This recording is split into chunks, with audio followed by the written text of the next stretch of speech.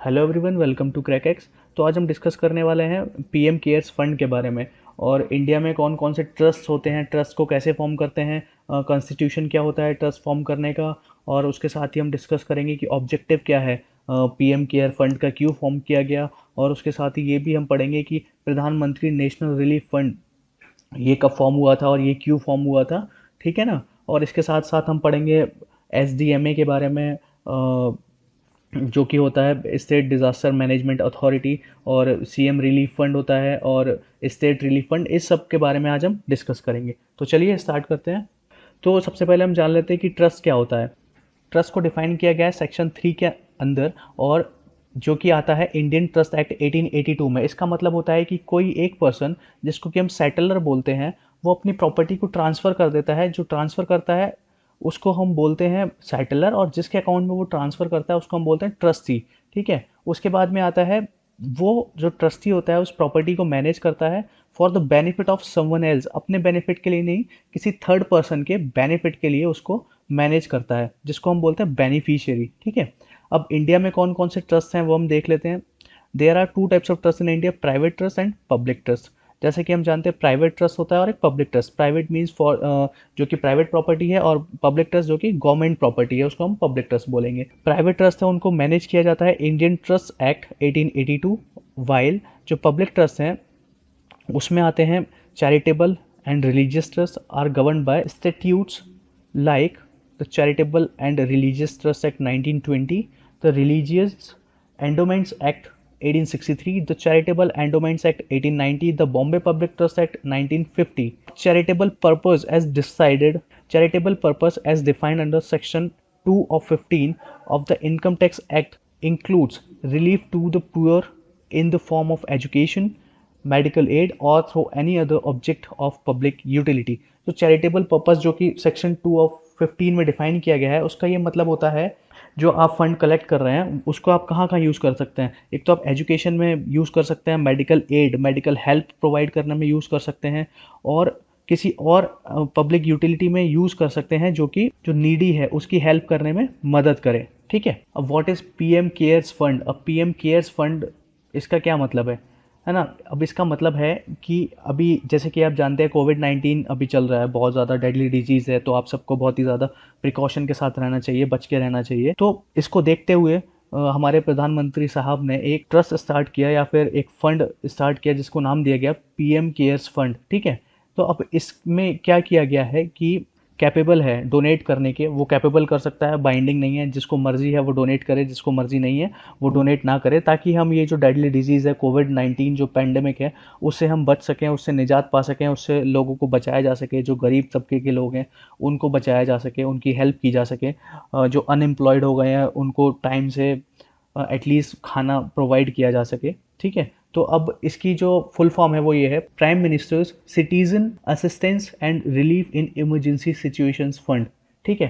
Prime ministers citizen assistance and relief in emergency situations fund, ये इसकी full form है cares की। ठीक है। Launch by prime minister Narendra Modi in the aftermath of corona virus outbreak. जैसे कि मैंने अभी बताया कि कोरोना वायरस जब आउटब्रेक हुआ उसके बाद उससे कोप अप करने के लिए, उससे लड़ने के लिए इसको स्टार्ट किया गया। और इसको बनाया गया इसी वजह से कि जो भी प्रॉब्लम्स आए, इमरजेंसी सिचुएशंस आए, उससे हम बच सकें, उनसे हम आसानी से हमें बचाया जा सके और हम उससे फाइट कर सके। ठीक है। और अपनी नॉर्मल सिचुएशंस में आ सकें। और ये एक पब्लिक चैरिटेबल ट्रस्ट है। ठीक है ना। अब इसके ऑब्जेक्टिव्स क्या हैं। इसके ऑब्जेक्टिव्स हैं ताकि ये आपको रिलीफ पहुंचा सके आपकी पब्लिक हेल्थ इमरजेंसी वाली सिचुएशन में, जैसे कि पूरे मासेस की तबीयत अभी बहुत ज़्यादा ख़राब है जैसे कि आप जानते हैं। तो उन सिचुएशंस को लड़ने के लिए फंड इकट्ठा करके हेल्प की जा सके, इमरजेंसी सिचुएशन से कोप अप किया जा सके, फाइट किया जा सके, कर्व किया जा सके उन कंडीशंस को। अब हमारे पास जो हेल्थ केयर प्रोडक्ट्स हैं, फार्मास्यूटिकल्स हैं, दवाइयाँ हैं, उनको फाइनेंशियल हेल्प प्रोवाइड की जा सके, जिससे कि हम अपना डेवलपमेंट कर सकें, हम उन अपने डिवाइसेस को, अपनी मेडिसिन्स को अपग्रेड कर सकें, जिससे कि हमें बीमारी से लड़ने में मदद की जा सके। ठीक है ना। और other necessary are infrastructure, funding relevant research, जो भी रिसर्च कर रहे हैं, जो भी रिसर्चर्स हैं उनको अगर पैसे की ज़रूरत पड़ेगी तो वहाँ पे पैसा पहुँचाया जा सके जिनसे कि उनकी रिसर्च पूरी हो सके, और इनडायरेक्टली अगर वो रिसर्च पूरी होगी तभी हम लोग बच पाएंगे, क्योंकि उसी के द्वारा हमारी वैक्सीनेशन की जाएगी, वैक्सीन्स बनाई जाएंगी, ठीक है ना। To render financial assistance, provide grants and other steps as determined by the board of trustees to the affected population, उनको ये अलाउ किया जा सके, जो बोर्ड ऑफ ट्रस्टीज हैं, है ना, कि आपके अफेक्टेड एरिया में आपको पूरी अनुमति है कि आप हेल्प प्रोवाइड कर सकते हैं, ठीक है। To undertake any other activity which is not inconsistent with the above objects, उन सारी कंडीशंस में भी, परिस्थितियों में भी ये पैसा यूज किया जा सकता है जहाँ पे जो कंडीशंस हैं वो हमारे विपरीत जाती हैं, ठीक है। उसके बाद आते हैं कॉन्स्टिट्यूशन ऑफ द ट्रस्ट। अब कॉन्स्टिट्यूशन क्या होता है इसका, वो क्या कहता है, prime minister is the ex officio chairman of PM cares fund, ठीक है। प्राइम मिनिस्टर जो है हमारे, वो एक्स ऑफिशियो चेयरमैन है इसके, ठीक है। और इनके जो ट्रस्टीज़ हैं वो हैं डिफेंस मिनिस्टर, है ना, minister of home affairs, minister of finance are the ex officio trustees of the fund, ठीक है। उसके बाद आपका आता है the prime minister shall have the power to nominate 3 trustees to the board of trustees. अब प्राइम मिनिस्टर के पास ये पावर है कि वो 3 और ट्रस्टीज को इसके लिए, जो ये फंड फॉर्म किया गया है इसके लिए नॉमिनेट कर सकते हैं और ऐड कर सकते हैं उन ट्रस्टीज़ को, ठीक है। और वो जो मेंबर्स जो ट्रस्टीज़ के तौर पे जो नॉमिनेट किए जाएंगे वो हेल्थ के सेक्टर से हो सकते हैं, साइंस के सेक्टर से हो सकते हैं, सोशल वर्क के सेक्टर से हो सकते हैं, लॉ के सेक्टर से हो सकते हैं, पब्लिक एडमिनिस्ट्रेशन एंड फिलेंथ्रोपी के सेक्टर से हो सकते हैं, ठीक है। उसके बाद हम चलते हैं what you should know about PM care fund, आपको क्या जानने की ज़रूरत है पीएम केयर फंड के बारे में। The fund consist entirely of voluntary contributions from individual organisation. सबसे पहली बात तो इसमें वॉलेंट्री कंट्रीब्यूशंस होते हैं, जैसे कि जो देना चाहता है वो दे सकता है, जो नहीं देना चाहता है उस पर कोई भी जोर ज़बरदस्ती नहीं की जाएगी, ठीक है। Any person appointed at trustee act in a pro bono capacity. अब इसका क्या मतलब है प्रो बोनो, इसका मतलब है जो भी पर्सन को हमने ट्रस्टी बनाया उसको कोई भी सैलरी नहीं दी जाएगी, वो ट्रस्ट की, वो फंड की देख रेख करने के लिए, ठीक है। It does not get any budgetary support, और कोई भी बजटरी सपोर्ट नहीं मिलेगा। बजटरी सपोर्ट मीन्स जो कि हमारा जो ईयरली बजट आता है, ठीक है, उसमें से कोई भी हेल्प नहीं प्रोवाइड की जाएगी। PM care fund will not be audited by the comptroller and auditor general of India. जैसे कि आप जानते हैं जितने भी ऑडिट्स होते हैं, बड़े बड़े मैक्रो ऑडिट्स होते हैं, वो सीएजी ही करते हैं, comptroller and auditor general of India. तो पीएम केयर फंड को सीएजी के द्वारा ऑडिट नहीं किया जाएगा, बल्कि किनके द्वारा ऑडिट किया जाएगा, जो कि ट्रस्टीज़ के द्वारा जो मेंबर्स नॉमिनेट किए जाएंगे उनके द्वारा जो है इस फंड को ऑडिट किया जाएगा, ठीक है। Donations to the fund would qualify for eighty G benefits, ठीक है। जो भी इसमें डोनेशंस आएंगे वो एटीजी बेनिफिट्स को सपोर्ट करते हैं, माने उस कैटेगरी में लाए करते हैं, और इसका मतलब है कि आपको 100% टैक्स फ्री ये इनकम रहेगी और आपको कोई भी टैक्स पे नहीं करना पड़ेगा under the income tax act of 1961, ठीक है। Donations will also be counted as corporate social responsibility expenditure under the companies act 2013, ठीक है। डोनेशंस को कॉर्पोरेट सोशल रिस्पॉन्सिबिलिटी के एक्ट में काउंट किया जाएगा, जो कि स्टार्ट किया गया था कंपनीज एक्ट 2030, ठीक है। A separate account for receiving foreign donation has been opened and the fund has also got exemption from the FCRA foreign contribution regulation act, ठीक है। अब इसका क्या मतलब है कि एक सेपरेट अकाउंट भी खोला गया है, जिससे कि जो भी हमारे फॉरेनर्स हैं जो डोनेट करना चाहते हैं वो भी डोनेट कर सकते हैं। इसमें भी एग्जेम्पशन आपको मिला है कि ये FCRA की कैटेगरी में लाई नहीं करता है, जो कि 1976 में फॉर्म किया गया था। इसका मतलब इस पर भी कोई आपको टैक्स पे नहीं करना पड़ेगा, ठीक है। PM cares fund can accept donations and contributions from individual and organizations based in foreign countries. PM Cares Fund has received an exemption from the operation of all provisions of the Foreign Countries Regulation Act 2010. इसमें भी यही बताया गया है कि आप foreign countries से donations ले सकते हैं इजीली, अगर कोई आपको वॉलेंटियरली देना चाहता है तो, है ना, आप कोई ज़ोर ज़बरदस्ती नहीं कर सकते, ठीक है। This is similar to prime minister's national relief fund. PMNRF has also received foreign contributions as a public trust since 2011। अब ये बिल्कुल सिमिलर है PMNRF की तरह, जो कि prime minister's national relief fund है और जो कि 2011 से फॉरेन कंट्रीब्यूशंस को ले रहा है, ठीक है। उसके बाद हम चलते हैं prime minister's national relief fund, ये कब फॉर्म हुआ था, ये क्या था, ये इंपॉर्टेंट है, ये ध्यान से सुनिएगा। Prime minister's national relief fund was established in the year 1948 to assist displaced people from Pakistan after the partition of India. अब इसका जो मेन मोटिव था वो ये था कि जो पाकिस्तान के जो डिस्प्लेस पीपल हैं 1948 के बाद, जो कि जिनका घर वर सब खो गया है, टूट गया है, या फिर जो पाकिस्तान से इंडिया मूव कर रहे थे या इंडिया से पाकिस्तान मूव कर रहे थे, उनकी हेल्प करने के लिए ये प्रधानमंत्री या फिर prime minister national relief fund को ऑर्गेनाइज किया गया था या एस्टेब्लिश किया गया था उसके बाद, ठीक है।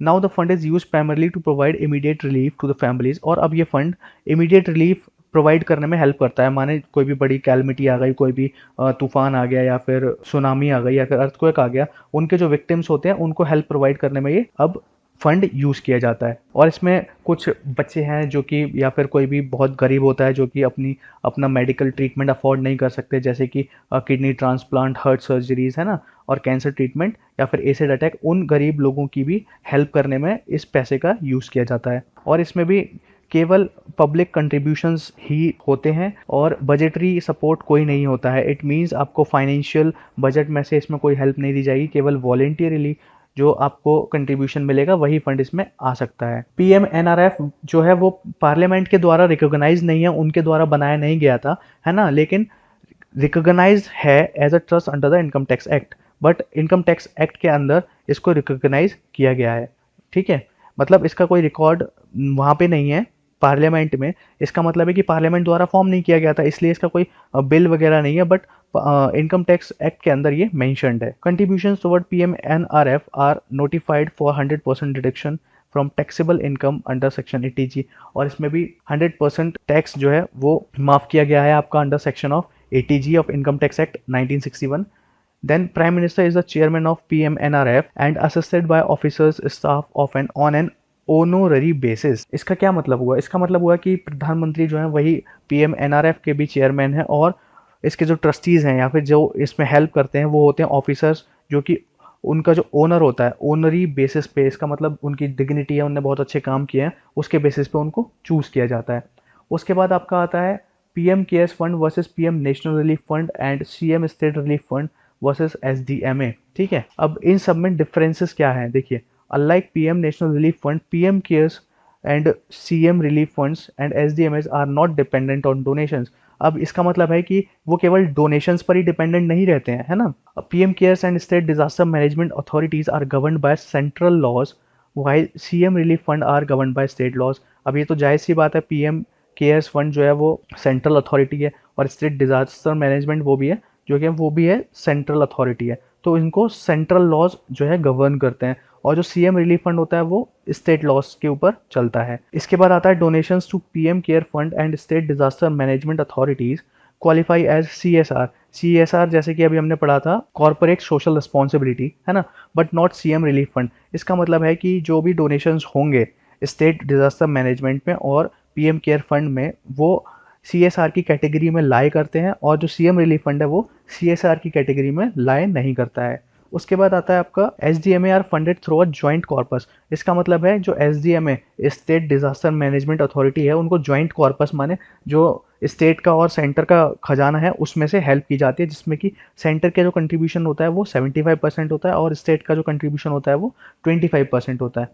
आगे चलते हैं issues with PM care fund. अब इश्यूज क्या आ रहे हैं इसके साथ, जो पीएम केयर फंड बनाया गया है उसमें सबसे पहले तो इशू आ रहे हैं कि ट्रांसपेरेंसी नहीं है, ठीक है। उसके बाद दूसरी बात, जब पीएम एनआरएफ था तो फिर पीएम केयर फंड को फॉर्म करने की ज़रूरत क्या पड़ी, ठीक है। उसके बाद जो तीसरा इशू आ रहा है वो ये है कि ये जो इसका एक्रोनिम फॉर्म किया गया है पीएम केयर्स, तो इससे एक पॉलिटिकल मैसेज जा रहा है ना, जो कि अगर आप कोई भी चैरिटेबल ट्रस्ट खोल रहे हैं तो उसमें क्या होता है, आपका थोड़ा सा भी कोई भी मैसेज नहीं जाना चाहिए जिससे कि आपकी पार्टी का प्रमोशन हो। तो यहाँ से क्या हो रहा है, पीएम केयर्स, ठीक है। जैसे कि प्रधानमंत्री नेशनल रिलीफ फंड था उसमें ऐसा कुछ नहीं शो हो रहा था, बट यहाँ पे पीएम केयर्स से एक मैसेज जा रहा है जिससे कि आपकी पार्टी का प्रचार हो रहा है इनडायरेक्टली। तो सबसे ज़्यादा ये प्रॉब्लम है। उसके बाद आपका आता है critics also flag the lack of transparency.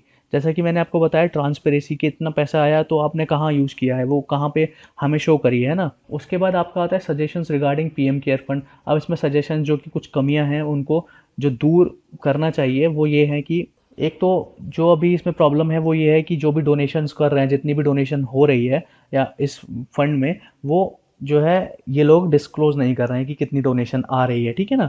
तो इसमें जो सजेशन दिया गया वो ये दिया गया है कि एक तो आप डोनर के नाम हमें बताएं, ठीक है। मतलब नाम बताने से मतलब है कि ट्रांसपेरेंसी रखें, जिससे कि हम सबको पता चल सके कि किसने कितना डोनेट किया है। उसके बाद अमाउंट हमें बताएं कि कितना डोनेट किया गया है, ठीक है। और फिर उसके बाद तीसरा सजेशन ये है कि सीएजी ऑडिट नहीं कर रहा है इस फंड को, इस ट्रस्ट को। इसको जो ट्रस्टीज़ के द्वारा अपॉइंटेड मेंबर्स हैं वही ऑडिट करेंगे। तो ये सजेशन दिया गया है कि सीएजी ही ऑडिट करे, ताकि इसमें करप्शन ना हो सके। मेन रीज़न इसका ये है। नेक्स्ट सजेशन है वो ये है कि ये जो फंड इकट्ठा हो रहा है इसको सारा का सारा कोविड-19 से फाइट करने में ही यूटिलाइज कर देना चाहिए, इन्वेस्ट कर देना चाहिए। इसको आगे के लिए किसी भी और काम के लिए बचाया रहना नहीं चाहिए, ताकि हम जल्दी से जल्दी इस बीमारी से फाइट कर सकें और हम जल्दी से जल्दी अपने नॉर्मल रूटीन पे आ सकें। अब इसका कंक्लूजन क्या निकल रहा है?